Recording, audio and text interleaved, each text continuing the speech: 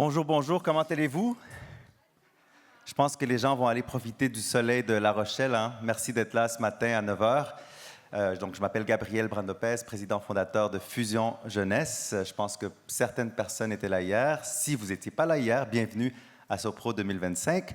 Donc, hier, nous avons eu 4 belles conférences et aujourd'hui, nous allons lancer cette conférence fort intéressante sur les compétences à s'orienter, mythe ou réalité. Donc, j'ai avec moi de l'Université de Paris-Nanterre et de Beltrame Consulting, Fabien Beltrame. Bienvenue. On peut l'applaudir, s'il vous plaît. Du CIBC 33, j'ai M. Gérard Maury. Et de l'Université Paris-Cité, j'ai le maître de conférence en psychologie différentielle, M. Laurent Sauvet. On peut l'applaudir, merci. Donc, comme vous le savez, pour ceux qui ont récupéré leur carton, on commence chaque conférence avec un quiz vrai ou faux. Il n'y a pas de bonne ou de mauvaise réponse. Donc, je vais lancer le PowerPoint si la régie... Parfait, exactement. Est-ce que vous êtes prêts?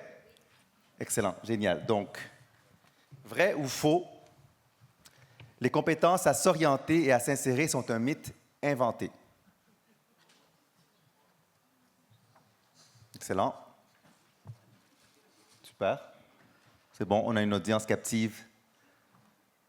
Vrai ou faux, si j'ai trouvé ma voie, c'est parce que j'avais les bonnes compétences pour m'orienter. Ah. Bon. OK, un peu plus compliqué. Vrai ou faux, on peut avoir 18 de moyenne et être totalement incapable de s'orienter. Oui, vrai. Comme quoi... Les notes scolaires, parfois, ça veut tout ou rien dire. Vrai ou faux, il faut déjà avoir un projet clair pour apprendre à s'orienter. Oui, faux, d'accord. Beaucoup de faux. Vrai ou faux, Internet et les réseaux sociaux ont tout changé, sauf notre capacité à choisir. Vrai. On a du vrai. Vrai ou faux, les vraies compétences à s'orienter naissent souvent d'un échec. Ah, là, ouais. Là, c'est les gens qui sont mitigés. Je leur ai dit hier, oui, c'est vrai. Pour ceux qui n'étaient pas là hier, quand on n'est pas certain, on fait ça. On crée de l'air pour nos voisins. Vrai ou faux, l'école développe des savoirs, mais pas vraiment les compétences à s'orienter.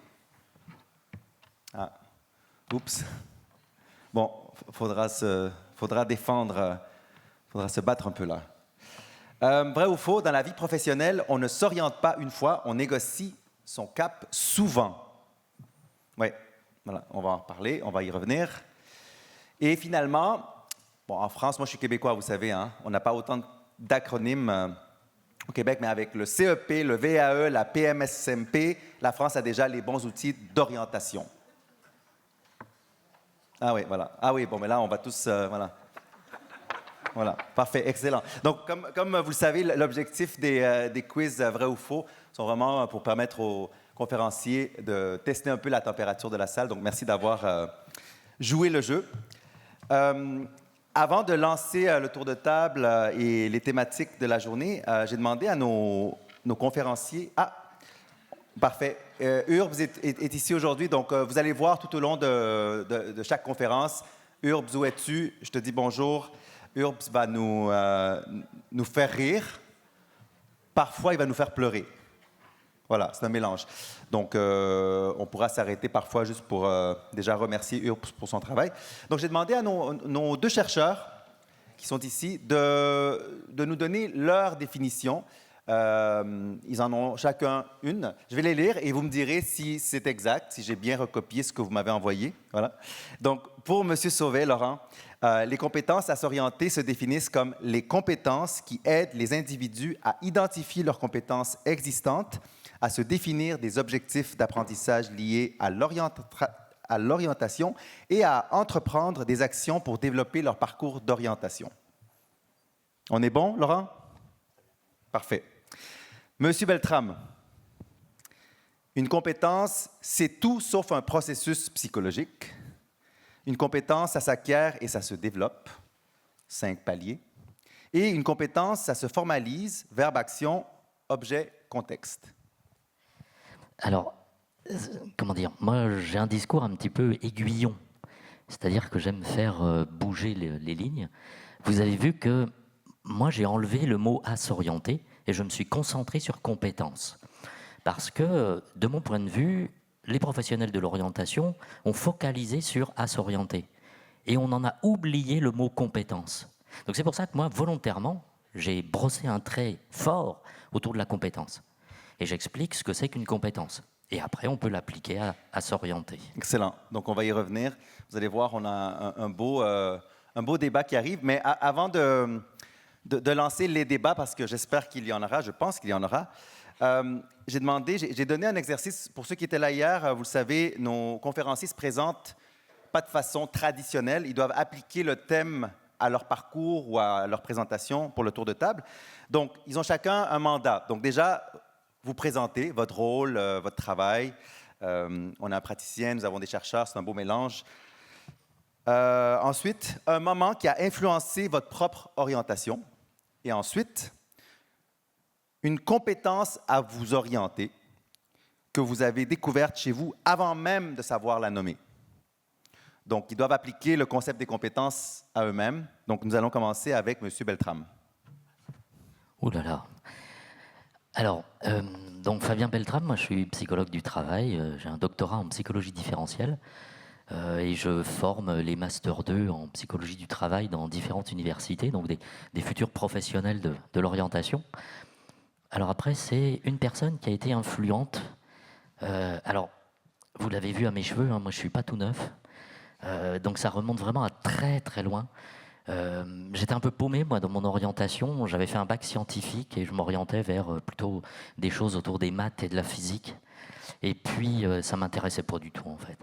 Et un jour, j'ai rencontré une copine qui faisait psycho. Et moi, je ne savais même pas ce que ça voulait dire, psycho, en termes d'études à l'université. Et elle me dit, tu sais, on est à peu près 900 dans l'amphi, donc un de plus, un de moins. Le prof, il ne fera pas la différence. Et donc, je suis allé avec elle et j'ai passé une journée dans l'amphithéâtre à écouter des profs de psycho. J'ai fait une PMSMP en amphi de psycho. Et alors là, ça a été la révélation. Ça a été la révélation et voilà, je me suis inscrit première année, deuxième année et jusqu'au doctorat. Donc voilà, ça a été un peu le moment déclencheur, en fait, de ma passion pour la psychologie. Est-ce qu'il y avait une autre question? Oui, absolument. Donc, oui. La compétence à s'orienter, parce qu'on est tous nés avant que les référentiels existent. Donc, dans le temps, comment est-ce qu'on les appelait? Ou comment on se retrouvait nous-mêmes dans le temps? L'exercice est compliqué. Hein. Ah, je sais, mais c'est l'objectif. Ok. Mais alors, avant que c'est ce qu'ils aiment. D'accord. Avant que on ait formalisé ses compétences, moi, il y en a une qui m'a été très utile, c'est identifier dans son environnement des soutiens à son projet. Voilà. Alors, moi, je ne savais pas que c'était une compétence à s'orienter, mais moi, j'ai eu une chance incroyable, c'est que je me suis complètement planté dans mon orientation avant de découvrir la psychologie. Et moi, j'ai eu des parents qui ont toujours été derrière moi. Ils m'ont toujours soutenu, même quand je me suis planté. Et ça, j'aurais pas eu des soutiens comme ça à mon projet, je ne serais pas là avec le micro aujourd'hui. Merci, M. Beltrame. Monsieur Sauvet.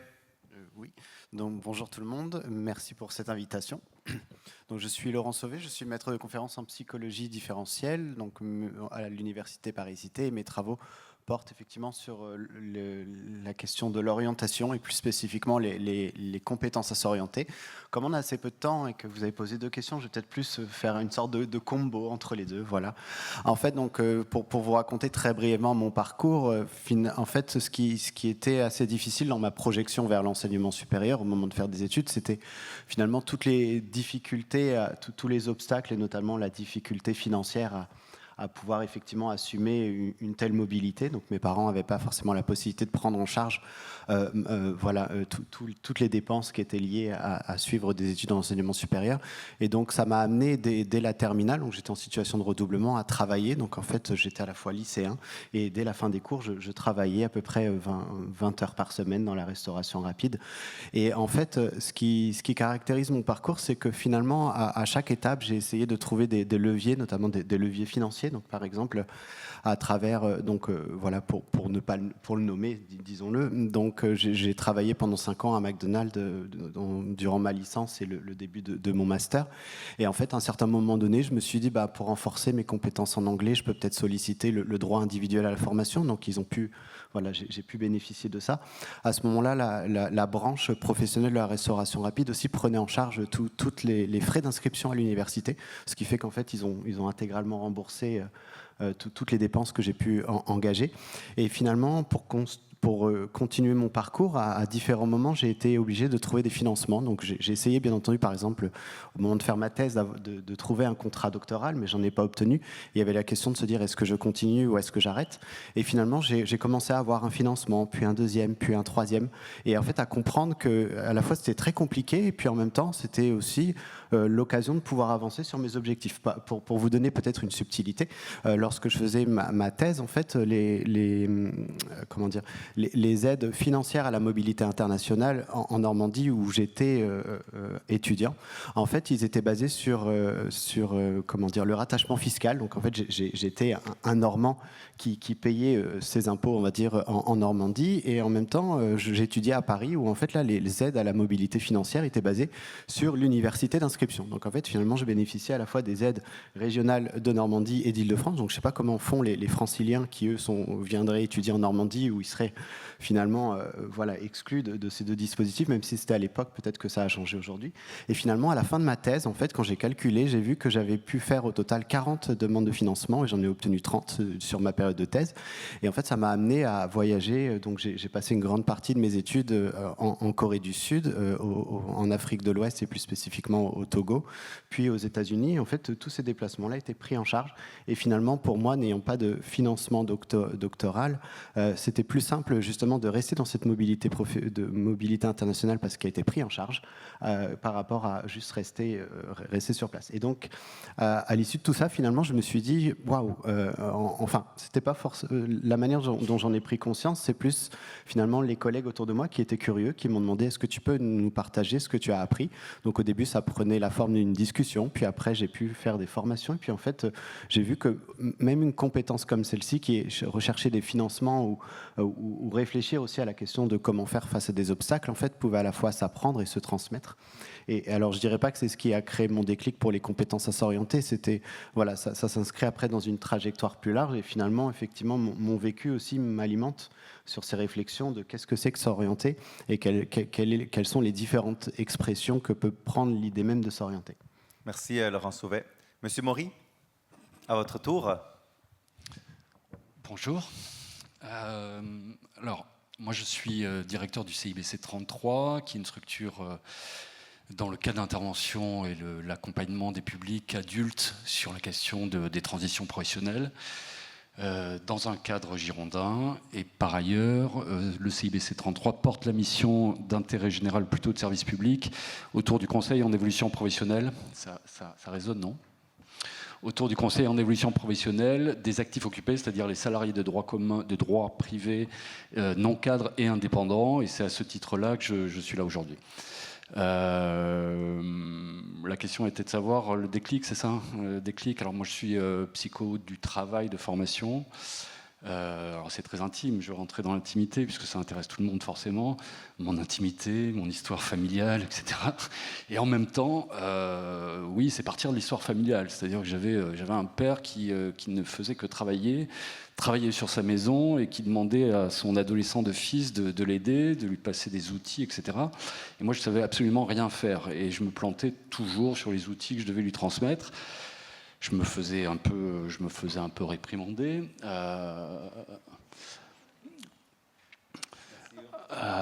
Salut Rodolphe. Oui, voilà, ça illustre. Et du coup, je me suis questionné sur la manière dont le gars, mon père, raisonnait, quoi. Comment il raisonnait, pourquoi il me parlait de cette manière-là, pourquoi il m'apprenait ou m'apprenait pas, pourquoi il était complètement centré sur le travail et focalisé là-dessus. Enfin bref. Très vite, la question de la psychologie du travail est arrivée. Et pour revenir sur la deuxième question et faire le lien, le premier jour de l'université, j'accompagne une étudiante qui voulait revenir en centre-ville de Bordeaux. On fait du stop et on est pris par un monsieur d'une cinquantaine d'années qui, et tout de suite, on passe du temps à parler dans la voiture. Et puis il nous demande ce que l'on veut faire, ce que l'on fait. Donc je lui explique que je suis en psycho, que je veux faire psycho du travail, etc. Et puis il nous laisse. Bon, et quelques semaines plus tard, je m'inscris dans une l'asso des psycho-étudiants. Je suis dans une salle et je vois cette personne arriver. Et c'était Albert Ripon. Albert Ripon, c'était le responsable de la filière psycho du travail. Et depuis, on ne s'est pas quitté. Alors du coup, c'est pas tant la question de la compétence à s'orienter, même si par rapport à ce que disait Fabien, tu parlais de l'identification des soutiens, bon, il y avait un peu de ça, mais il y a aussi, moi j'aime bien la notion de hasard, la notion de hasard où à un moment donné, on est à l'affût d'une opportunité, et puis à un moment donné, le hasard de la vie personnelle et professionnelle amène une situation qui nous entraîne. Merci beaucoup, M. Maury. Donc, tout comme hier, chaque conférence a 4 grandes thématiques. La première, aujourd'hui, sera les compétences à s'orienter, la question, le mythe devenu réalité. Ensuite, compétences à s'insérer, la réalité devenue mythe, toujours une question. Désorientation, est-ce qu'on a le droit à l'échec et à l'erreur? Et finalement, comme vous le savez, nous terminons toujours avec un tour de table sur qu'est-ce qu'on peut faire demain, qu'est-ce qu'on peut appliquer concrètement pour changer nos façons de faire. Donc, pour la première thématique, compétences à s'orienter, le mythe devenu réalité, je vais commencer en parlant des différents constats de ce qui s'est passé dans les dernières années. Donc, pendant longtemps, on a parlé des compétences à s'orienter comme d'une idée séduisante, presque théorique. Aujourd'hui, elles sont partout dans les discours, dans les formations, dans les politiques publiques, et elles ne sont plus un mythe. Elles sont une réalité car elles ont des référentiels. Donc, mais entre la théorie et la pratique et la réalité, que s'est-il vraiment passé? Donc, Monsieur Beltrame, Monsieur Sauvet, vous avez joué des rôles assez importants dans l'élaboration d'un référentiel compétences à s'orienter. Pour vous, c'était 2011-2012. Monsieur Sauvet, c'était 2017-2021. Pourriez-vous nous parler brièvement de ce processus qui a mené à ces référentiels? Et la vraie question pour moi, et c'est ce que j'aimerais qu'on retienne aujourd'hui, est-ce qu'on est vraiment passé de la théorie à la pratique? Monsieur Beltrame? Je prends toujours la place numéro 1. C'est peut-être parce que mon référentiel est le plus vieux, c'est ça. Alors, si vous voulez bien, en 3 minutes, je vais changer de casquette et je vais prendre ma casquette de membre du GREO. Alors, je ne sais pas si vous connaissez, le GREO, c'est le groupe de recherche sur l'évolution de l'orientation à l'INETOP. Et on s'intéresse à comment l'orientation a évolué depuis le début jusqu'à maintenant. Je vais nous renvoyer, imaginez, on est à la fin des années 80, 88, 89 à peu près. Un peu partout en France, on va installer ce qu'on appelle des espaces bilans. En fait, ce sont des terrains d'expérimentation. On va tester des choses en matière d'accompagnement à l'orientation. Et en fait, ces terrains d'expérimentation, c'est les prémices du bilan de compétences. Le bilan de compétences, il arrive dans le Code du travail en 1992. Je saute une étape, et je vous en parlerai tout à l'heure. On arrive en 96. 96, c'est l'Éducation nationale qui publie 2 circulaires. Il y en a une pour le collège, une pour le lycée, et l'Éducation nationale nous parle de compétences à s'orienter. Entre les deux, il y a 1993. Alors moi, je vous ai apporté un petit bouquin qui s'appelle « L'orientation a-t-elle un sens ?» écrit par Sylvie Boursier. Je ne sais pas si vous connaissez, c'est le genre de bouquin qu'on ne trouve plus, il faut aller chez Vinted ou autre. En fait, alors, dans la première partie de son bouquin, elle aime beaucoup la DVP. Voilà, on peut parler entre nous, elle aime beaucoup la DVP. Elle explique comment elle accompagne au projet professionnel sur toute la première partie de son bouquin. Et ensuite, on arrive à une page, c'est la page 69, je vais vous lire une phrase, une seule. Elle écrit « Développer une psychopédagogie du projet, c'est aussi viser chez le sujet qui s'oriente le développement d'une compétence, virgule, de savoir-faire spécifique. » Là, je viens de jeter un mot que personne ne veut utiliser. De compétence, virgule, de savoir-faire spécifique. C'est-à-dire que elle nous dit il faut accompagner à l'orientation, c'est hyper important, mais on ne peut pas se contenter de cette aide ponctuelle à l'orientation.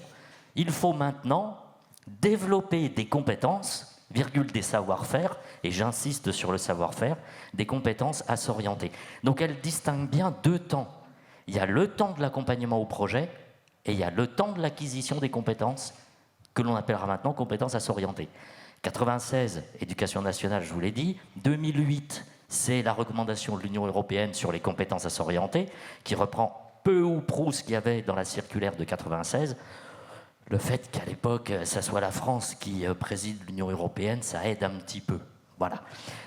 Et 2011, eh bien, moi, je fais partie de ceux qui ont réuni autour d'une table des conseillers d'orientation, des conseillers à l'insertion professionnelle, des directeurs d'agence, des psychologues du travail, des docteurs en psychologie de toute nature, et alors pour vous surprendre, et Sylvie Boursier.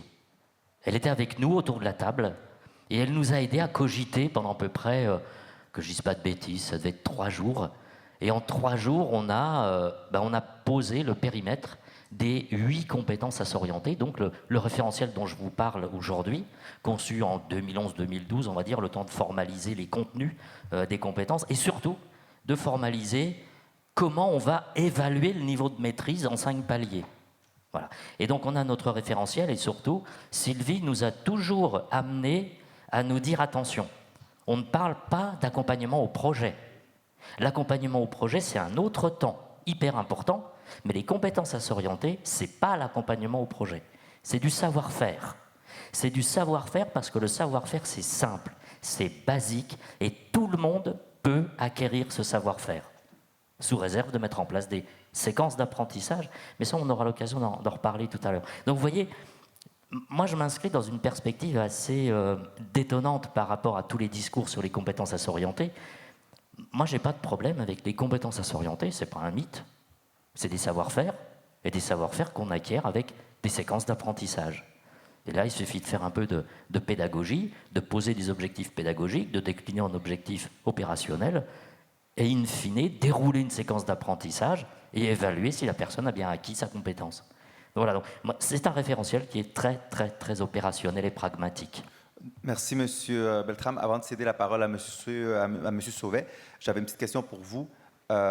Oui ou non, est-ce qu'on est passé de la théorie à la pratique basée sur ce que vous venez de dire? Ah ben, pour moi, on est passé de la pratique à la pratique. Parfait. Certain? Oui, c'est mon dernier mot. Parfait, excellent. Monsieur Sauvet? Oui, donc à mon tour, je vais faire un petit détour, pareil, pour prolonger comment j'en suis venu à m'intéresser à cette question et comment est-ce qu'elle se positionne. En fait, initialement, j'avais fait ma thèse sur l'indécision vocationnelle. Voilà, l'indécision vocationnelle, c'est finalement toute l'incertitude qui entourerait l'idée de faire un choix d'orientation. Et une fois fini ma thèse et dans ma prise de poste à l'université Paris-Cité, il y avait cette réflexion de se dire que finalement, on ne peut pas réduire l'impact d'un dispositif à uniquement cette question de l'indécision vocationnelle. C'est trop réducteur de se dire que finalement, tout dispositif d'orientation viserait uniquement à se situer sur cette notion-là. Bien entendu, c'est une réflexion avant tout personnelle qu'après j'ai essayé de raccrocher à la littérature scientifique, ce qui m'a amené à travailler dans un projet collectif avec d'autres enseignants-chercheurs et des étudiants autour justement de nouveaux indicateurs que l'on pourrait utiliser pour mesurer l'impact des interventions en orientation. Donc à ce moment-là, commence tout le travail de revue de la littérature, comme on a l'habitude de le faire, et très vite, effectivement, cette notion de compétence à s'orienter trouve un écho par rapport aux écrits qui existent déjà. Et avec mes collègues, on a justement essayé de créer une sorte de batterie d'indicateurs des compétences à s'orienter, en partant à la fois de la littérature et également du terrain, puisque les étudiants aussi, par ricochet, tout ce qui était dit aussi, les amener à se confronter à ce qu'il en était pour eux dans la construction de leur projet d'orientation. Et donc on a pu faire effectivement, on a fait différentes études qui nous ont amené à aboutir à aboutir à un premier questionnaire pour l'enseignement supérieur. Donc on avait au total 11 compétences à s'orienter. Et en fait, à ce moment-là, donc il y a eu deux choses qui se sont passées. Tout d'abord, j'ai été sollicité pour prendre en charge une unité d'enseignement à destination des étudiants de L1 en psychologie autour de l'orientation. Donc ce qui nous a permis d'appliquer le modèle qu'on avait, donc ces 11 compétences. On a essayé de se dire comment est-ce qu'elles peuvent s'incarner dans une pratique d'accompagnement à l'orientation et utiliser de fait ce questionnaire aussi pour mesurer l'impact des interventions. À ce moment-là, l'ONICEP a eu écho de ce que j'étais en train de mettre en place et en fait a été très intéressé. C'est à ce moment-là qu'on a été sollicité, mon équipe, pour travailler autour d'un référentiel des compétences à s'orienter à destination du lycée puis du collège.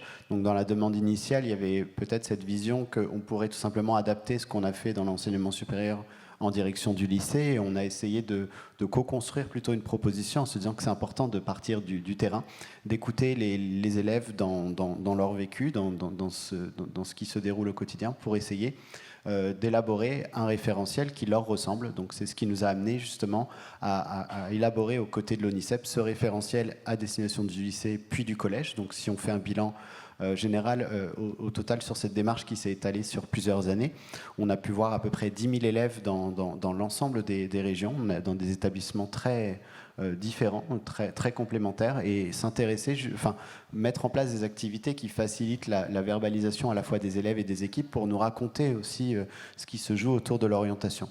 Et effectivement, déjà d'une part, on voit qu'il y a des différences très marquées selon les élèves, selon les établissements, ce qui laisse entendre que ce n'est pas seulement des enjeux individuels, mais il y a aussi des enjeux de territoire, et qu'une partie des éléments qu'on identifie, justement, ça peut s'apprendre, ça peut se transmettre.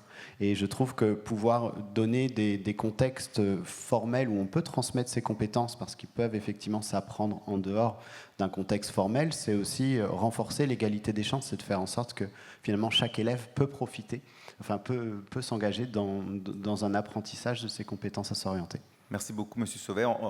On reviendra sur le sujet de l'égalité des chances et bien sûr des inégalités. On a d'ailleurs lancé hier le thème de mobilité sociale et orientation. Est-ce qu'il y a une panne? Mais on pourra y revenir plus tard. Monsieur Maury, on a hâte de vous entendre.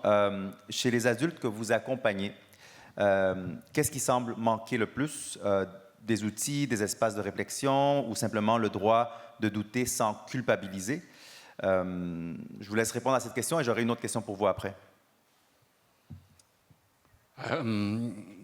Ce qui manque aujourd'hui, c'est des espaces de dialogue. Alors moi, je travaille auprès de salariés, travailleurs indépendants, salariés dont la préoccupation sur la question de l'évolution, du maintien en emploi. Oui, voilà. Il faut le tenir comme ça, oui, parfait. Sur la question de la reconversion, cette préoccupation est de plus en plus récurrente, elle est de plus en plus aiguë. Et l'accès à l'accompagnement n'est pas forcément évident. Il y a France Compétences notamment qui a fait une étude auprès d'individus qui ont entamé ou achevé une reconversion, une étude qui date d'il y a 2 ans et qui montre qu'il y a un peu plus d'une personne sur 3 qui a recours à l'accompagnement public au cours de sa reconversion professionnelle. Ce que France Compétences montre dans cette étude, c'est que les personnes qui n'accèdent pas à l'accompagnement, c'est parce qu'il y a une méconnaissance notamment de leurs droits individuels, des difficultés posées par l'accessibilité aux droits et une certaine réticence par rapport à l'offre institutionnelle. Qui est perçu comme étant linéaire et pas forcément correspondre à la demande de ceux qui en ont le plus besoin, c'est-à-dire bénéficier d'un accompagnement, obtenir une information circonscrite et personnalisée au moment opportun, et ce, quelle que soit l'étape de la reconversion. Donc ce que je veux dire par là, c'est qu'il y a non pas une problématique de droit, mais de connaissance du droit individuel pour le public salarié et de dialogue professionnels autour de leur possibilité d'évoluer professionnellement, de se reconvertir, etc. Donc là, il y a une loi qui est arrivée dernièrement, le 24 octobre dernier, qui fait évoluer notamment l'entretien professionnel en entretien de parcours professionnel, qui était obligatoire il y a 2 ans, qui le devient tous les 4 ans désormais. Donc on a le sentiment quand même que, même s'il cherche à renforcer le dialogue professionnel, c'est pas tout à fait, ça se matérialise pas tout à fait. Donc ce qui manque pour moi, c'est vraiment des espaces de dialogue avec son manager, avec son employeur ou avec le champ de l'accompagnement. Excellent, merci. Et, Vous pouvez redire excellent? Juste comme ça. génial. Ouais. Excellent. Bon, là, qu'est-ce qu'il nous dit, Urbs? Parfait, on note. Oui, voilà, on va bien noter ça. On a pris la photo. Monsieur Maury, avant de céder ou de recéder la parole à Monsieur Beltrame et Monsieur Sauvé, j'aime bien reprendre le logo Sopro, parce que si on regarde Sopro, ben, il y a plusieurs façons de rentrer dans cet itinéraire. Et parfois, les formations peuvent être vues comme un GPS. Hein? On allume le portable, va tout droit, tourne à gauche, va tout droit, embarque là, le rocade, tourne à gauche, la sortie est là. Donc, parfois, ça peut sembler simple. Vous trouvez que c'est comme ça? Parfois, oui. Parfois. Ayant vécu certaines formations, parfois, on nous dit quoi faire. Mais je me dis, j'imagine... Ça va l'être de plus en plus avec l'IA, là. Non? Malheureusement. Peut-être, mais vous m'en direz. C'est vous le professionnel. Et donc, je me dis, au-delà de ce qu'on peut dire aux gens en termes de va tout droit, tourne à gauche, tourne à droite, est-ce que vous développez le sens de l'orientation innée, la boussole intérieure? Si oui, comment? Est-ce qu'on peut toujours le faire en cette ère d'IA? Alors, je ne sais pas ce que c'est le sens de l'orientation innée. Vous ne savez pas? Non, ah oui, je ne sais pas. Moi, si, parce que c'est ce qui a mené mon orientation. Oui? Ouais, l'instinct. L'instinct? Oui, voilà. Mais parce que, par exemple, je peux rentrer là-dedans et me dire, ben, peut-être je peux sauter au lieu de passer par les sentiers qu'on voit. Je peux peut-être sauter. Donc, l'instinct inné de survie, parfois. En fait, il y a autant de situations singulières que de personnes. Donc, c'est très délicat de répondre de manière générale. On n'oriente pas. Comme on ne conseille pas, dans mon esprit, on tient conseil, ou on aide à la décision, on aide à la clarification, on aide au cheminement, on soutient, mais on n'oriente pas. Alors après, il y a, comment dire, je vais pas opposer, si vous voulez, ce qui est de l'ordre d'éléments technique, juridique, de connaissance de l'offre institutionnelle et de la manière dont ça fonctionne, parce que c'est essentiel pour le public de connaître la manière dont ça fonctionne pour naviguer professionnellement. Mais je vais pas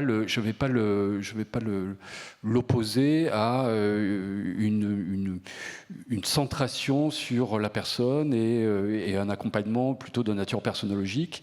On va travailler sur les deux aspects en fonction de la situation et du besoin de la personne, sachant que j'aime bien l'idée de l'homme capable à la Ricoeur. Donc on va partir effectivement de ce que l'individu est en capacité de faire, sans considérer que c'est une personne qui est dénué de caractéristiques qu'il faudrait compenser. Je vais partir plutôt de l'individu avec ce qu'il est en capacité de faire, ce qu'il souhaite faire, de ses exigences, de ses contraintes, et ce de manière holistique, en tenant compte de sa sphère personnelle, familiale, géographique, financière, etc. Donc le GPS, on va mêler GPS et puis centration sur la personne. Excellent. Je ne suis pas sûr d'avoir répondu à la question là. À votre façon. À votre façon. Mais si on peut, on y reviendra plus tard. Moi, en gros, ce que je veux, vous le savez, c'est humaniser toutes ces notions qui parfois sont très intellectualisantes. Donc, comment est-ce qu'on ramène ça sur le terrain pour que les gens comprennent, surtout les bénéficiaires, parce que nous l'entre-soi, ça va faire. Il faut qu'on commence à humaniser toutes ces notions pour que les gens comprennent à quoi ça sert dans le vrai monde. Donc, quand je parle d'orientation ou de sens de l'orientation, c'est qu'on est tellement collé à à nos machines aujourd'hui, qu'avant, on pouvait conduire sans avoir besoin de ça, et aujourd'hui, on est collé à ça parce qu'on nous dit quoi faire à droite et à gauche. Donc, pour moi, les compétences à s'orienter, j'y crois, mais comment est-ce qu'on les fait comprendre aux bénéficiaires qui vivent des situations compliquées, vraiment? Donc, on y reviendra si on a le temps, parce que le temps passe vite. J'ai une mise en situation pour nos 2 chercheurs. J'espère que vous jouerez le jeu. Vous n'êtes plus chercheur, vous êtes un formateur ou un conseiller. Qu'est-ce qui, aujourd'hui, dans ce rôle de formateur, de conseiller, favorise réellement les compétences à s'orienter et qu'est-ce qui les empêche? Et si vous aviez le pouvoir de modifier une chose, concrètement, ce serait quoi? Monsieur Sauvé? Donc c'est à moi de commencer. Oui. Quand vous dites formateur, c'est-à-dire? Ah, c'est à vous d'interpréter. Voilà, c'est ça le jeu de rôle. Formateur, ça peut être un formateur chez CIBC, ça peut être un formateur dans une asso. Voilà, ça peut être ça peut être aussi un enseignant si vous voulez. Voilà, si on veut être un enseignant. Bon, quelqu'un qui accompagne, un adulte signifiant qui accompagne. Bon, je vais prendre un exemple facile qui va être effectivement celui qui entre dans le cadre de mes responsabilités. Et en fait, quand on doit accompagner des étudiants en L1, par exemple, qui débutent un nouveau cycle à l'université, on pourrait... moi-même, j'étais confronté à la question de me dire par quoi on commence. C'est-à-dire, on a des étudiants qui arrivent nouvellement à l'université, qui, parce qu'ils sont là, visiblement, ça relève d'un choix qu'ils ont fait à un moment donné, ou en tout cas, voilà, une proposition d'admission qui leur a été formulée, comment on peut les accompagner. Et là, par exemple, dans cette démarche, le parti pris, ça a été de se dire qu'effectivement, on va essayer de leur proposer une unité d'enseignement qui vise à transmettre des compétences à s'orienter dans une perspective d'éducation à l'orientation. C'est-à-dire que finalement, en L1, la question du projet, elle peut être intéressante, mais on n'est pas obligé de la mettre au premier plan. Et nous, le parti pris, c'est que finalement, on va leur apprendre à mener des démarches pour s'orienter tout au long de leur cursus, en se disant, comme on nous a laissé un espace qui est assez conséquent, puisque, en l'occurrence, voilà, là où je suis, on a 24 heures, donc une unité d'enseignement à 24 heures, où on a 2 heures toutes les semaines pendant 12 semaines.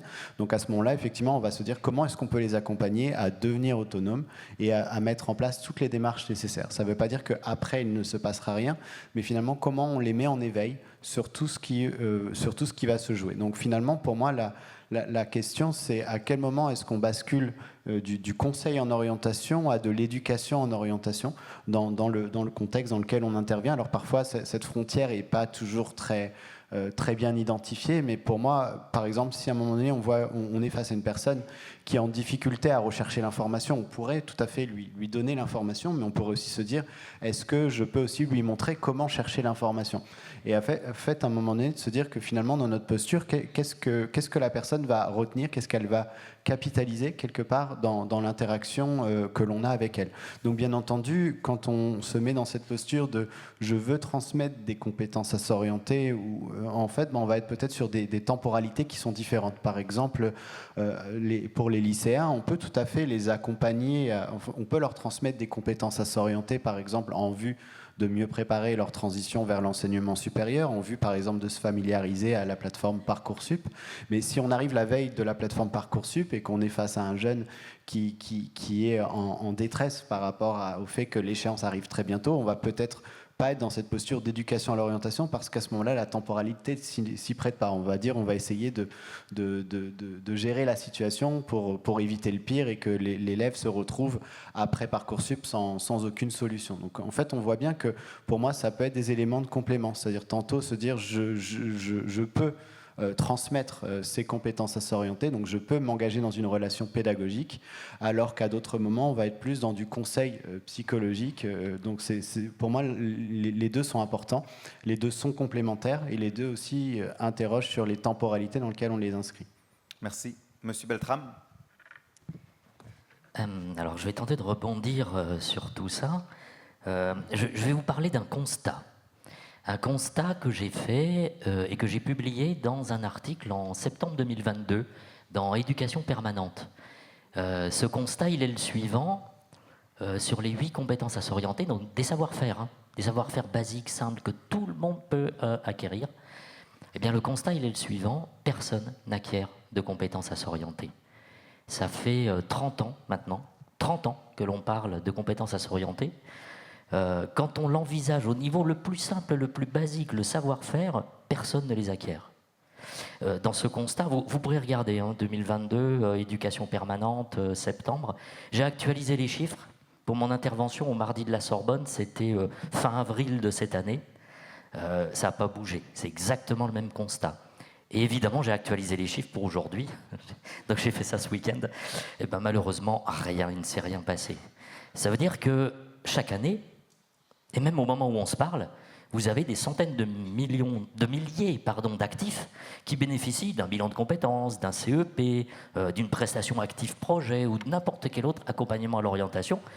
Et quand je découpe les résultats de cette évaluation des compétences à s'orienter, le niveau de maîtrise, eh bien en fait, globalement, j'ai 20% de la population qui les maîtrise et 80% qui ne les maîtrisent pas. Et quand je m'amuse à découper les résultats année par année, 2020, 21, 22, 23, 24, 25, c'est l'encéphalogramme plat. C'est-à-dire que personne n'acquiert de compétences à s'orienter. Malgré tous nos efforts, il ne se passe rien. Encéphalogramme plat. Les 20% qui les maîtrisent, quand on creuse un petit peu, on se rend compte que c'est une phrase que vous avez entendue. Ah bah oui, mais lui, il a les codes. Sous-entendu, bah c'est un jeune CSP+, à la maison on parle formation, on parle établissement scolaire, université, école, diplôme, métier. Voilà. Et lui, il a les codes, entre guillemets. Et 80% qui ne les ont pas. Et les 20% de jeunes qui ont les codes deviennent des adultes qui ont les codes, deviennent des seniors qui ont les codes. Et 80% qui n'ont pas les codes à l'école deviennent des adultes qui n'ont pas les codes et deviennent des seniors qui n'ont pas les codes. Donc, il faut aller chercher la cause racine. Pourquoi est-ce qu'on en est là? Et pourquoi est-ce que depuis 30 ans, on parle de compétences à s'orienter et que manifestement, quand on va évaluer les niveaux de maîtrise, je ne vous l'ai pas dit, j'ai 11 600 personnes. On ne peut pas dire que statistiquement, ce n'est pas représentatif. Ça fait du monde, hein, 11 600. Donc, cherchons la cause racine. Où est le problème? Pourquoi personne n'acquiert de compétences à s'orienter? Eh bien, en fait, parce que on a un problème dans notre pratique. Et là, je m'adresse, je vais utiliser un terme générique, je vais dire conseiller d'orientation. Derrière, je mets bilan de compétences, CEP, actif projet, enfin tout ça. En fait, on est dans une posture de conseiller d'orientation. Et on accompagne au projet professionnel. Et on se convainc intellectuellement qu'on développe des compétences à s'orienter. Mais ce n'est pas le cas. Et ça n'est pas le cas parce que la cause racine, c'est que on utilise la réflexivité, la mise en réflexivité du conseiller d'orientation pour faire les deux. Et ça ne marche pas. Parce que la mise en réflexivité du conseiller d'orientation, ça aide à l'élaboration du projet. Mais ça ne permet pas l'acquisition de compétences. Là, en fait, il faut que le professionnel, il ait en tête que à un moment donné, il fait de l'accompagnement au projet, il est dans une posture de conseiller d'orientation et il utilise la mise en réflexivité du conseiller d'orientation.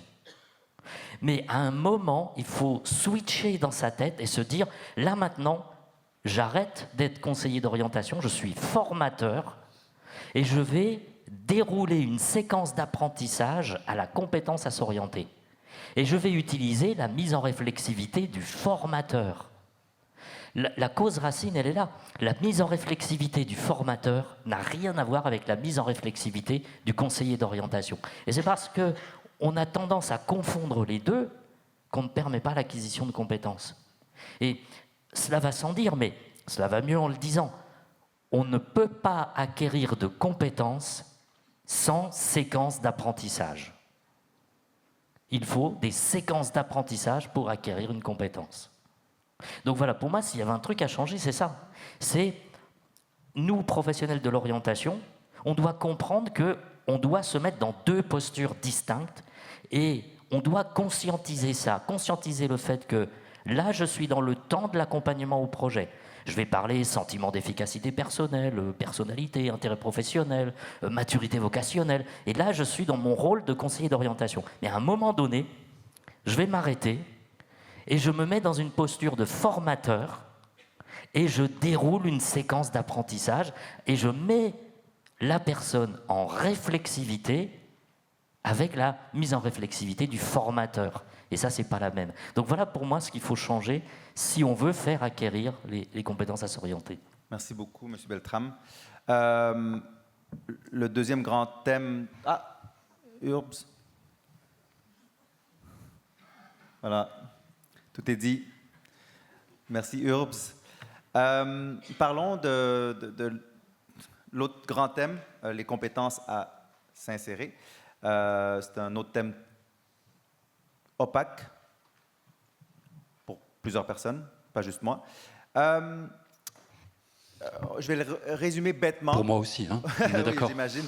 Je vais le résumer bêtement parce que, bon, il y a beaucoup de nuances dans ce que je vais dire, mais bon, on va dire que s'insérer, c'est 4 étapes. Déjà, trouver sa voie, rechercher une opportunité, sécuriser cette opportunité et ensuite y rester, trouver sa place. Donc, Monsieur Maury, maintenant j'ai résumé un long processus compliqué en 4 étapes. Quand une personne arrive chez vous en reconversion, par quoi commencez-vous? Est-ce que ces étapes sont linéaires ou est-ce qu'on passe d'une à l'autre constamment? On commence jamais par la même chose. Et en même temps, lorsqu'on reçoit une personne, on fait ce qu'on appelle une analyse partagée de situation. Cette analyse partagée de situation permet à l'individu bénéficiaire de verbaliser quelle est sa situation. Nous l'accueillons de manière subjective. Nous travaillons sur ce que l'on appelle la problématisation, de manière à définir le besoin et permettre à l'autre de comprendre quelle est la nature de son besoin, que l'on va chercher ensuite à décliner en objectif opérationnel, qui va ensuite nous permettre de travailler sur une méthodologie particulière au regard de la situation singulière et d'être sur ce processus d'accompagnement. Donc ça veut dire que il n'y a pas une clé d'entrée spécifique ou généraliste après cette analyse partagée de situation. Là, vous évoquez des éléments de nature linéaire, et c'est bien ce qui pose problème aujourd'hui dans notre écosystème, me semble-t-il. Les dispositifs d'accompagnement, ils se caractérisent souvent par un cadre, l'entretien, des rendez-vous réguliers, et sont associés à un schéma progressif en phase, avec un enchaînement de prestations d'informations, de conseils, d'accompagnement à la mise en œuvre. Donc, j'élabore un projet, j'identifie un process formatif, je me forme, puis après la formation, je me fais accompagner pour trouver un emploi, puis je trouve un emploi. Et si on interroge les quelques personnes qui sont ici, je suis persuadé que ça ne s'est pas passé du tout comme ça dans la vraie vie. Et par ailleurs, ça participe, je pense, à la défiance du public sur la manière dont on répond à son besoin. L'offre d'accompagnement est perçue comme linéaire. Et je l'évoquais tout à l'heure, je pense que ça ne correspond pas aujourd'hui à la demande de ceux dont la priorité n'est pas forcément de bénéficier d'un accompagnement, mais d'avoir des appuis ponctuels qui permettent d'apporter des réponses contextualisées à un moment opportun, et ce, à tout moment de la réflexion de la personne.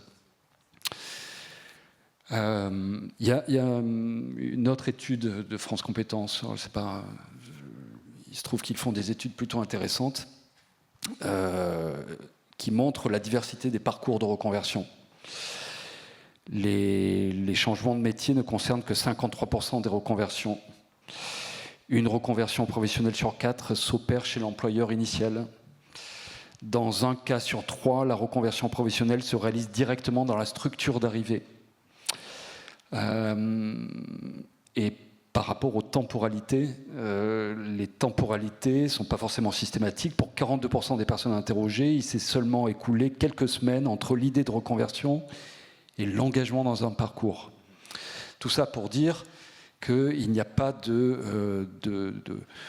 d'approche linéaire qui réponde à la réalité de la situation des uns et des autres. Merci, Monsieur Maury. Monsieur Sauvé, Monsieur Beltrame, on va essayer d'humaniser encore une fois les compétences. Donc, les dispositifs d'insertion parlent souvent d'employabilité, malheureusement ou heureusement, je ne sais pas. Est-ce qu'on ne devrait pas plutôt parler de narrabilité, la capacité à se raconter dans un langage compréhensible par les autres? Et est-ce que ça, la capacité à se dire, à traduire son parcours, est-ce que ça se retrouve dans vos référentiels? Oui, non, peut-être. Monsieur Sauvé? Oui, effectivement. Alors, ce que vous évoquez, si je dois relire la question, ça interroge sur la notion de fil conducteur dans son parcours. C'est-à-dire, finalement, je vais vivre une succession d'événements. Ces événements, ils pourraient être choisis, subis, imprévus, planifiés. Et donc, ça pose la question de comment j'arrive à donner du sens entre ces différentes expériences. Donc, il y a déjà une partie qui est la réflexion personnelle, qu'est-ce que ça veut dire pour moi? Et après, de l'autre côté, il y a qu'est-ce que j'affiche ou comment j'explique mon parcours. Donc, par exemple, aujourd'hui, quelqu'un qui aurait un parcours éclectique, quand on regarde, il y a parfois cette crainte que son CV soit lu comme un CV décousu, un CV avec peut-être une incompréhension de la personne qui va le lire. Mais c'est finalement de se dire comment j'arrive aussi à expliciter le fil conducteur de mon parcours. Donc, pour moi, ce sont des choses aussi qui se travaillent. C'est-à-dire que certaines personnes arriveront à trouver ce fil conducteur. En auront même une forte maîtrise de ce fil conducteur et n'auront pas de mal à l'expliquer. Pour d'autres, ça peut être un travail qui peut nécessiter un accompagnement. Et en ce sens, le conseil en évolution professionnelle parfois peut permettre de clarifier ce fil conducteur qu'on n'arrive pas à exprimer. Et ça fait partie, je pense, c'est que de fait, ça, c'est des éléments aussi qui figurent dans le référentiel de compétences à s'orienter. Et pour moi, dans ce que je viens d'évoquer aussi, ça pose aussi la question de qu'est-ce qui m'appartient et qu'est-ce que je veux aussi dire à l'autre. C'est-à-dire qu'on peut être amené à faire des choix ou à subir, à être confronté à la nécessité d'engager de nouvelles démarches dans son parcours. Et il appartient aussi de se dire qu'est-ce que je communique à l'autre et qu'est-ce que je comprends de mon parcours. Parce que sinon, pour certaines personnes, il y a toute cette difficulté de qu'est-ce que je dis, qu'est-ce que je dis pas. Et justement, il y a la question d'avoir aussi une maîtrise de son image, puisqu'un employeur ne peut pas tout demander. Il n'a pas tous les droits par rapport à ça. Et donc, la personne doit aussi en être pleinement consciente des enjeux qui se déroulent. Et donc, c'est pour ça que je reviens sur cette notion que certaines personnes arriveront à faire tout ça de manière autonome et d'autres, au contraire, parce que peut-être on les aura... ils auront pu apprendre à le faire ou ils auront pu apprendre par elles-mêmes à le faire, tandis que d'autres, au contraire, sont très en difficulté, auront besoin d'un accompagnement, peut-être plusieurs séances, avant de faire émerger ce fil conducteur et arriver à trouver une suite qui leur convient. Merci. Monsieur Beltrame? Ma réponse va être un petit peu différente. Oui, tout à fait. Dans le référentiel des compétences à s'orienter dont je parle, et je rappelle qu'il s'agit de savoir-faire, vous avez une compétence qui s'appelle expliciter son expérience, ses choix et son projet. Un verbe d'action sur un objet dans un contexte. Et ça, quand je suis dans l'accompagnement de la personne, je dois commencer par me dire, je vais créer ma séquence d'apprentissage. Je suis formateur. Et donc, je vais rédiger mon objectif pédagogique. À l'issue de la séquence d'apprentissage, la personne sera en capacité de expliciter son expérience, ses choix et son projet. Et je décline mes objectifs opérationnels. Ensuite, je vais permettre à la personne de réaliser les objectifs opérationnels. Et je vais, in fine, vérifier son niveau de maîtrise, palier 1, 2, 3, 4, 5, avec mon outil d'évaluation.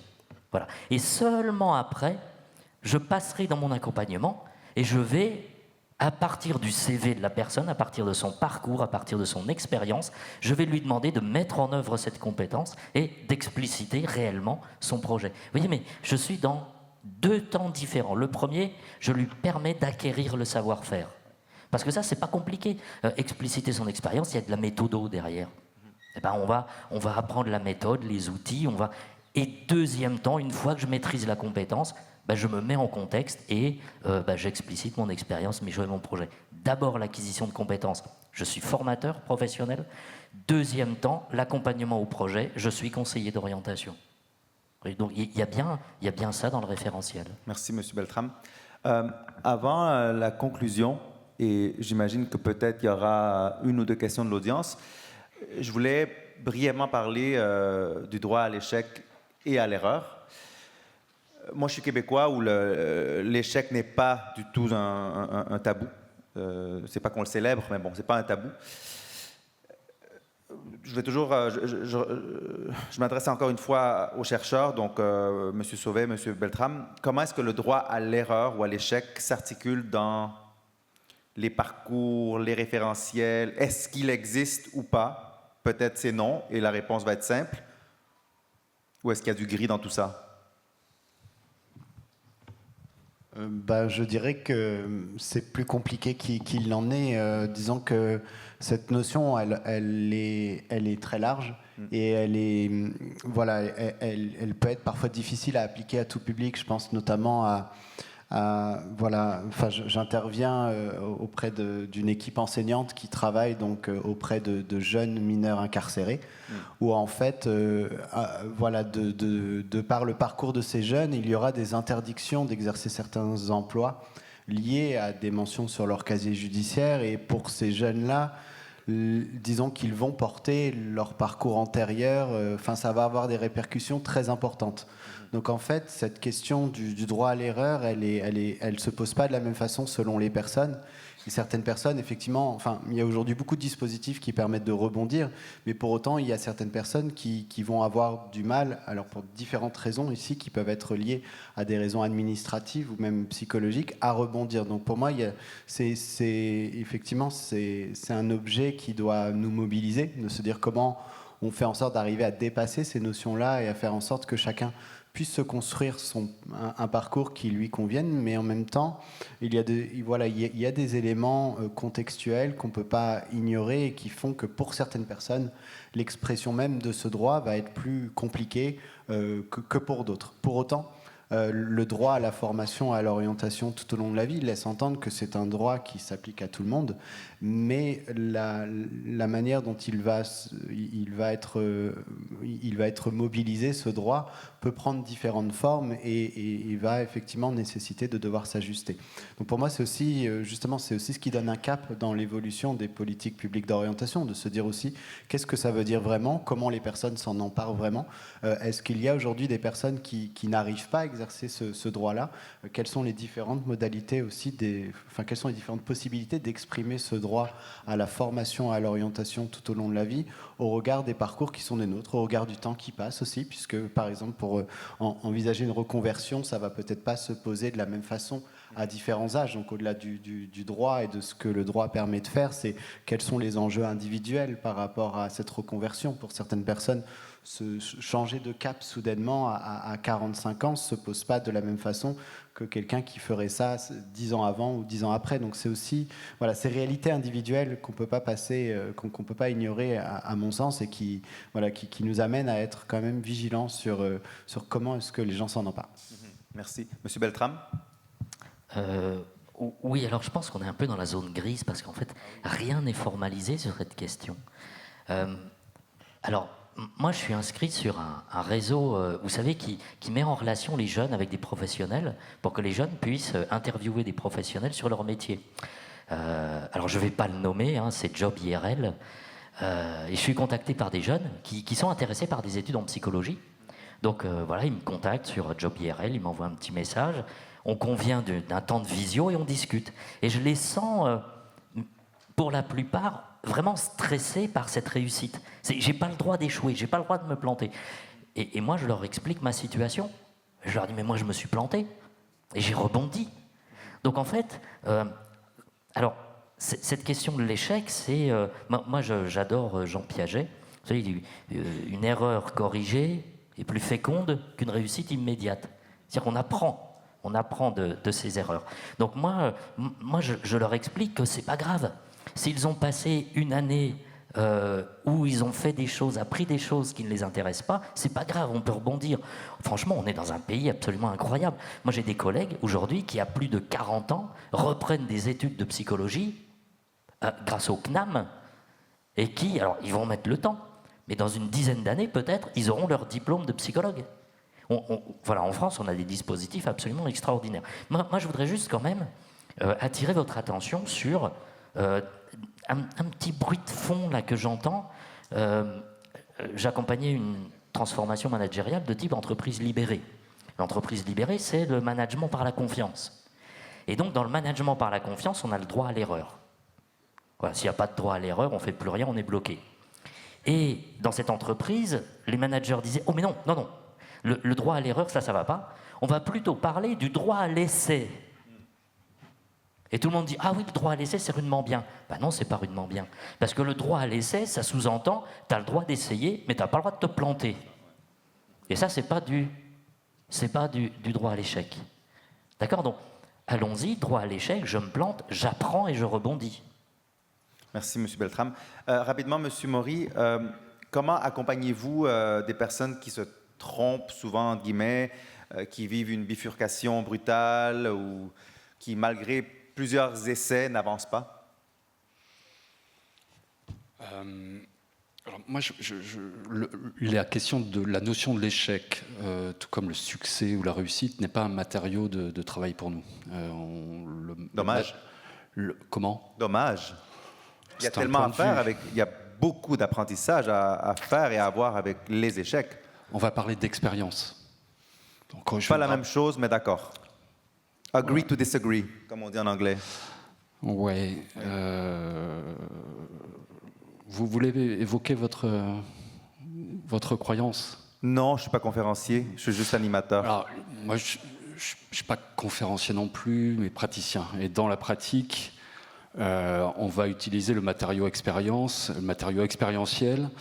Ça ne veut pas dire qu'on n'accueille pas le sentiment de réussite, le sentiment d'échec de la personne. Mais je vais me rapprocher de vous, hein, si vous voulez bien. Non, pas du tout, au contraire. Je m'éloigne. On n'a pas le même vocable, c'est tout. Non. Heureusement. Parce qu'on parle de la même chose, faire expérience. Oui. On va amener l'individu à faire expérience. Et on va chercher dans notre pratique à mettre de l'expérience dans nos pratiques d'accompagnement, de plus en plus. De manière à ce que, dans la mesure du possible, on amène l'individu à tirer des leçons de son expérience. Qu'elle soit considérée comme étant de l'échec ou étant de la réussite. Donc c'est au sens dit oui, faire expérience. Donc on parle de la même chose, je pense. Moi, il y a une phrase de Soulages que j'aime bien, c'est « ce que je fais m'apprend ce que je cherche ».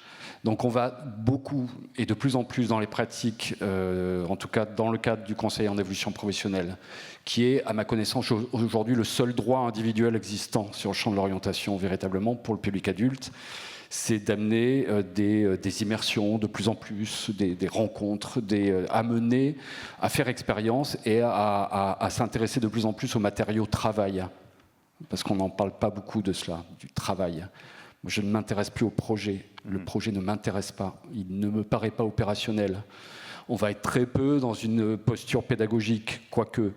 L'intérêt, c'est d'être dans de la pluriposturalité. Mais ce qui va nous intéresser de plus en plus, c'est mettre de l'expérience, faire en sorte qu'il fasse expérience et de s'intéresser au travail et de la réalité de l'activité. Parce qu'il y a un écart considérable entre le champ de l'accompagnement, qui est un écosystème en soi, et puis le champ du travail, qui serait un écosystème en soi. Donc l'idée, c'est de plus en plus de s'intéresser au travail, dans une approche presque clinique de l'activité. Parfait, merci. Il ne reste pas beaucoup de temps, donc vous avez 15 secondes chacun pour lancer un conseil pratique à la salle. Donc, dans la salle, il y a des professionnels de l'orientation. Est-ce que vous avez ou recommandé un geste, une phrase, un outil que les gens peuvent utiliser dès demain matin en quittant cette salle, en retournant au travail? Monsieur Beltrame. Alors, pour moi, si on reste dans l'amalgame, accompagnement au projet, compétences à s'orienter, on met tout ça dans un shaker et puis on essaye de faire sortir quelque chose, je pense que si on reste là-dessus, vous allez m'inviter à Sopro 2035 et on parlera de compétences à s'orienter, mythe ou réalité. Voilà. Quel dommage. Et voilà, et ça, j'aimerais qu'on évite. Donc, moi, s'il y a un tout petit conseil, mais j'aime tenir conseil, j'aime pas donner des conseils.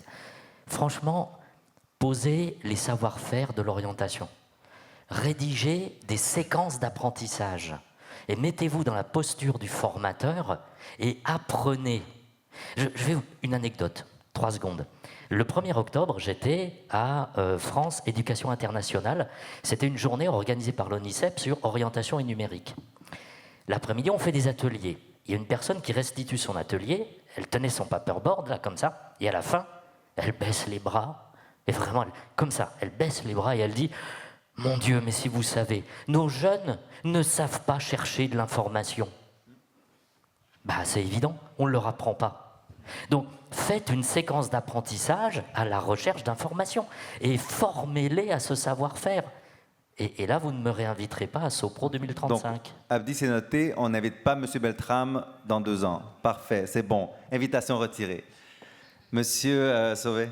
Très brièvement, pour moi, je dirais que ce qui est important, c'est prendre la mesure de nos responsabilités. Et pour ça, je donnerai 2 illustrations à 2 niveaux, puisqu'on a devant nous des interlocuteurs qui exercent leur mission à différents niveaux. Donc, par exemple, moi, quand je suis aux journées portes ouvertes ou au salon de l'orientation et que je suis face à des lycéens qui viennent me poser des questions sur ma formation, du coup, j'essaie de me mettre à leur place et d'essayer de comprendre le déroulé de leur journée. Et quand je vois, par exemple, des jeunes qui m'interrogent et qui sont en train d'écouter beaucoup d'informations, je leur demande à un moment donné, mais pourquoi vous ne prenez pas de notes, en fait ?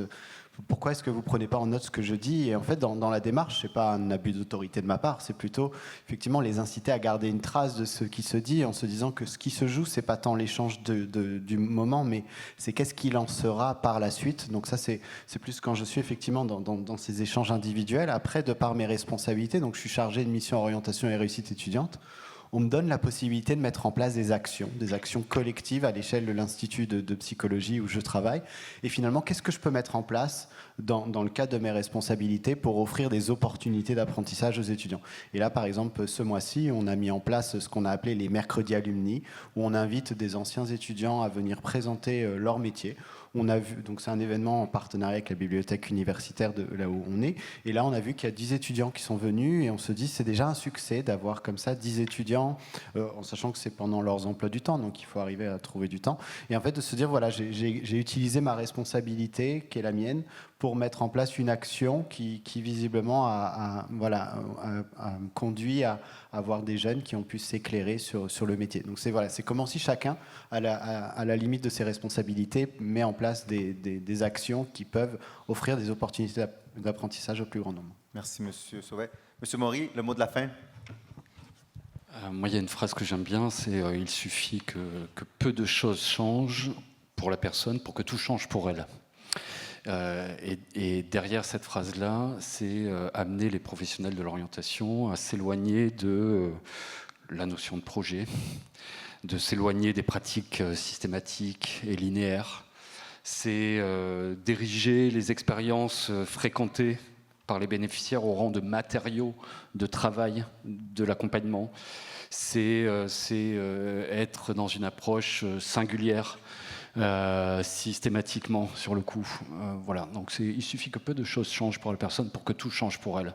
Et donc s'intéresser de manière singulière à ce qui est important aux yeux de la personne et ne pas essayer de plaquer ce que l'on considère comme étant un accompagnement noble et pertinent. Voilà. Merci beaucoup. S'il y a une question, je l'accepte, parce qu'on a débuté avec 6 minutes de retard, donc je me dis je vais voler 3 minutes. Est-ce qu'il y a une question de la salle? Une. Allez, soyez pas gênés. Une. Abdi. Merci. Merci beaucoup pour cette conférence. On voulait qu'elle soit un peu contradictoire et elle a été. Je trouve ça très intéressant. Donc, mea culpa pour le titre, compétences à s'orienter, mythe ou réalité. C'est un peu provoque, mais c'était aussi pour nourrir tout ça. Alors, grâce à cette conférence, personnellement, j'ai évolué sur ma perception de la place des compétences assorbantées, mais j'ai quand même, moi, une question sur, finalement, est-ce que le problème n'est pas dans la place qu'on leur donne? C'est-à-dire, est-ce que c'est un objectif en soi ou est-ce que c'est une conséquence qu'on observe parce qu'on a fait un travail d'accompagnement? Donc moi, je me retrouve beaucoup dans ce que Gérald dit. Et du coup, voilà, j'ai cette question-là. Est-ce que c'est développer les compétences à s'orienter? Est-ce que c'est un but en soi? Est-ce qu'elles existent maintenant? D'accord, c'est pas un mythe. Mais est-ce que le mythe n'est pas dans la place qu'on leur donne dans le travail d'accompagnement ou pédagogique? Messieurs. Alors, je reviens toujours, moi je suis sur des savoir-faire que tout le monde peut acquérir. Dans le constat que j'ai établi, 70% de la population est entre une non-qualification et un bac plus 2. Donc on n'est pas en train de s'adresser à des bac plus 5, des doctorants en philosophie et tout ça. On parle bien de personnes, d'actifs, qui pour beaucoup n'ont aucune qualification. Donc des savoir-faire simples que tout le monde peut acquérir, y compris une personne non qualifiée. Quand je permets à une personne d'acquérir les 8 savoir-faire, en réalité, je lui donne des clés de lecture du monde. Les clés de lecture du monde que, vous savez, ah, mais lui, il a les codes. Eh bien, en fait, lui, il a les clés de lecture du monde. Et 80% ne l'ont pas. Quand je donne à une personne la possibilité d'acquérir ses compétences, je lui donne des clés de lecture du monde. Et là, je vais utiliser un terme un petit peu compliqué, mais sans qu'il s'en rende compte, il va se mettre en mode sérendipité. La sérendipité, c'est la capacité à regarder son environnement, à regarder les professionnels, à regarder où je travaille et de percevoir les signaux faibles. Si je n'ai pas les 8 compétences, les 8 savoir-faire, je ne sais pas lire mon environnement. Si je les possède, alors mon cerveau, il sait lire les opportunités d'évolution professionnelle. Après, il ne saura peut-être pas comment s'en emparer et évoluer. Et là, il vient faire appel à un conseil en évolution professionnelle pour qu'on l'aide à réfléchir, pour qu'on l'aide à se mettre en réflexivité sur cette question.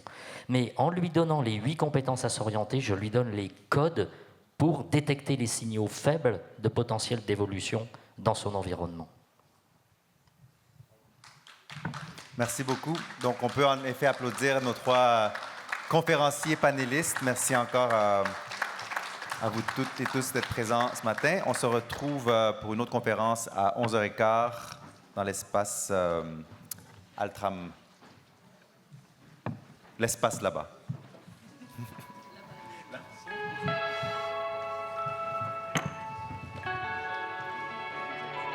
It's the